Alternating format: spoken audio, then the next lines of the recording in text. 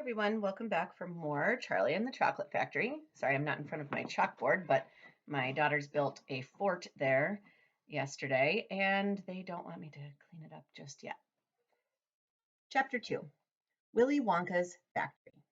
In the evenings, after he had finished his supper of watery cabbage soup, Charlie always went into the room of his four grandparents to listen to their stories and then afterwards to say goodnight. Every one of these old people was over 90. They were as shriveled as prunes and as bony as skeletons, and throughout the day, until Charlie made his appearance, they lay huddled in their one bed, two at either end, with nightcaps on to keep their heads warm, dozing the time away with nothing to do.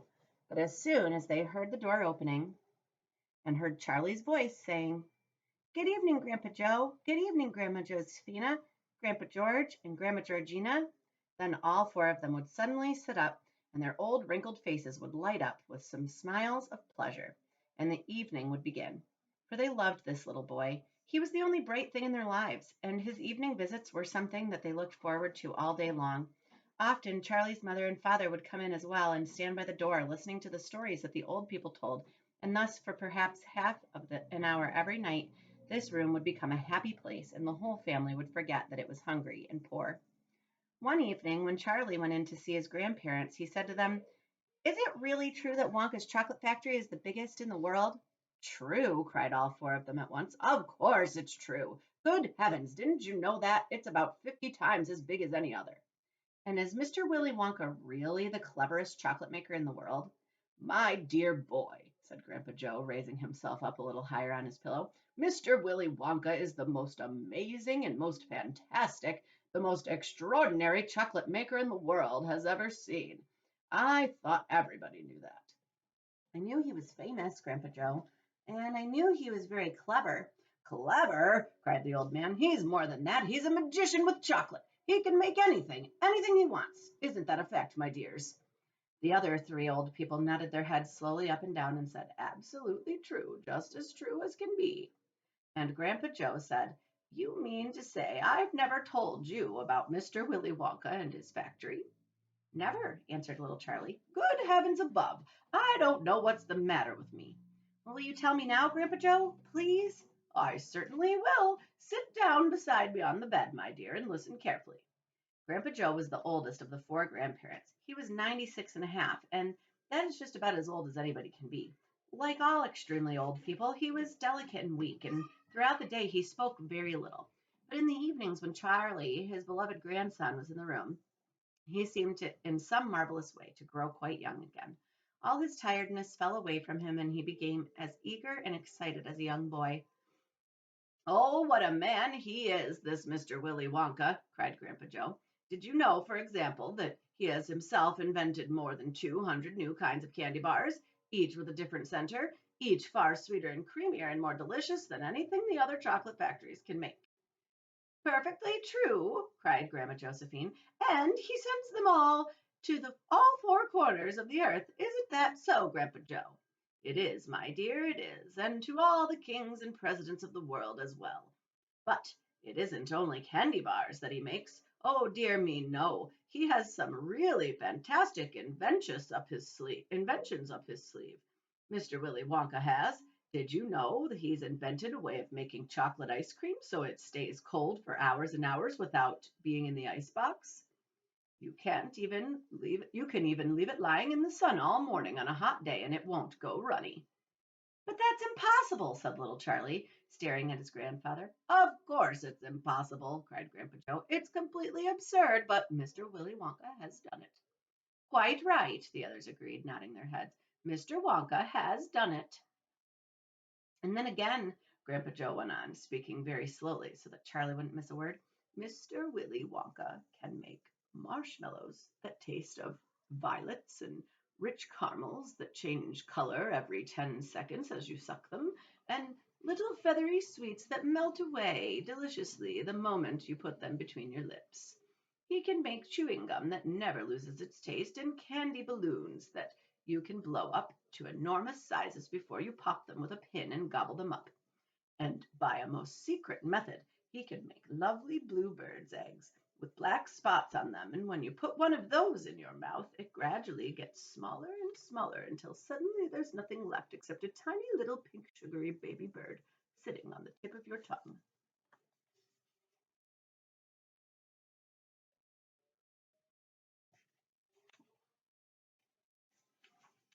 Grandpa Joe paused and ran the point of his tongue slowly over his lips. It makes my mouth water just thinking about it, he said. Mine too, said little Charlie, but please go on. While they were talking, Mr. and Mrs. Bucket, Charlie's mother and father, had come quietly into the room, and now both were standing just inside the door listening. Tell Charlie about that crazy Indian prince, said Grandma Josephine. He'd like to hear that. You mean Prince Pondicherry? Said Grandpa Joe, and he began chuckling with laughter. Completely dotty, said Grandpa George. But very rich, said Grandma Georgina. What did he do? Asked Charlie eagerly. Listen, said Grandpa Joe, and I'll tell you. Chapter 3, Mr. Wonka and the Indian Prince. Prince Pondicherry wrote a letter to Mr. Willy Wonka, said Grandpa Joe, and asked him to come all the way out to India and build him a colossal palace entirely out of chocolate. Did Mr. Wonka do it, Grandpa? He did indeed, and what a palace it was! It had 100 rooms, and everything was made of either dark or light chocolate. The bricks were chocolate, the cement holding them together was chocolate, and the windows were chocolate, and all the walls and ceilings were made of chocolate. So were the carpets and the pictures and the furniture and the beds, and when you turned on the taps in the bathroom, hot chocolate came pouring out.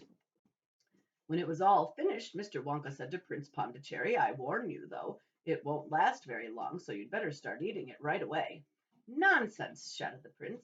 I'm not going to eat my palace, and I'm not even going to nibble the staircase or lick the walls. I'm going to live in it. But Mr. Wonka was right, of course, because soon after this there came a very hot day with a boiling sun, and the whole place began to melt, and then it sank slowly to the ground, and the crazy prince, who was dozing in the living room at the time, woke up to find himself swimming around in a huge brown sticky lake of chocolate. Little Charlie sat very still on the edge of his bed, staring at his grandfather.